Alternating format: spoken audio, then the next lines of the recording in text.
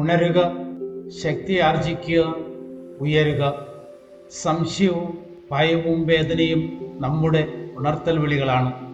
അവ ആത്മപരിശോധന നടത്താൻ നമ്മെ പ്രേരിപ്പിക്കുന്നു.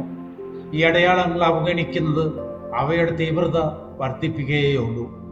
പലപ്പോഴും നമ്മൾ അതിജീവന മാർഗങ്ങളിൽ മാത്രം ശ്രദ്ധ കേന്ദ്രീകരിച്ച് യഥാർത്ഥ ജീവിതകലയെ അവഗണിക്കുന്നു. എന്നിരുന്നാലും മനുഷ്യബോധത്തിൽ ഒരു മാറ്റം നടക്കുന്നുണ്ട്. വ്യക്തികൾ അവരുടെ അന്തർലീനമായ ശക്തിയെ തിരിച്ചറിഞ്ഞുകൊണ്ട് അവരുടെ യഥാർത്ഥ കഴിവുകളിലേക്ക് ആരോഹണം ചെയ്യും. വളർന്നു വരുന്ന ഈ അവബോധം ഒരു വെല്ലുവിളിയും മാറ്റത്തിനുള്ള അവസരവുമായി മാറുന്നു. ഇത് പരിവർത്തനത്തിനുള്ള സമയമാണ്.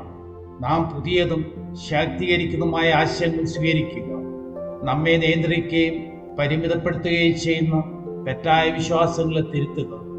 ഭയത്തിൻ്റെയും അടിമത്തത്തിൻ്റെയും മിഥ്യാധാരണകൾ നാം ഉപേക്ഷിക്കേണ്ടതുണ്ട്. നമ്മുടെ അവബോധം വികസിക്കുമ്പോൾ നമ്മുടെ ആന്തരിക ശക്തിയുമായി നമ്മൾ ബന്ധപ്പെടും. നമ്മളെ യഥാർത്ഥത്തിൽ ആരാണെന്ന് ഓർമ്മിപ്പിക്കാനും നമ്മുടെ ആന്തരിക വെളിച്ചം ജ്വലിപ്പിക്കുവാനും നമ്മുടെ കഴിവുകൾ വിശ്വാസങ്ങളുടെ പരിമിതികളെ മറികടക്കുന്നുവെന്ന് മനസ്സിലാക്കുവാനും സാധിക്കും. മനുഷ്യപ്രകൃതിയുടെ താഴ്ന്ന തലം പലപ്പോഴും അടിസ്ഥാന ആവശ്യങ്ങളിലും ആഗ്രഹങ്ങളിലും വ്യാപൃതമാണ്.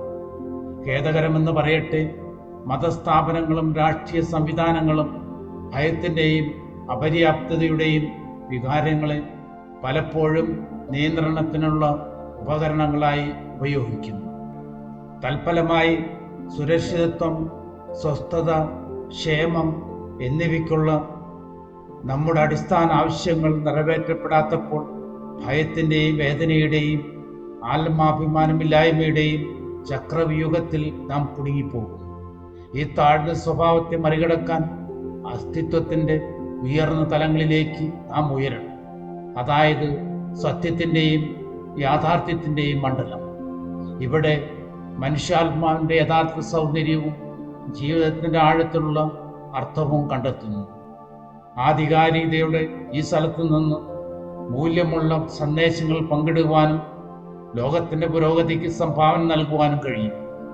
ഒപ്പം തന്നെ നമ്മൾക്ക് ആ തലയുയർത്തി നിൽക്കുവാനും പ്രകാശത്തിൻ്റെ ദീപസ്തംഭങ്ങളാകുവാനും ജീവിതകലയുടെ അതുല്യവും സുപ്രധാനവുമായ ജീവസത്തയെ പങ്കുവയ്ക്കുവാനും നമ്മൾക്ക് കഴിയും.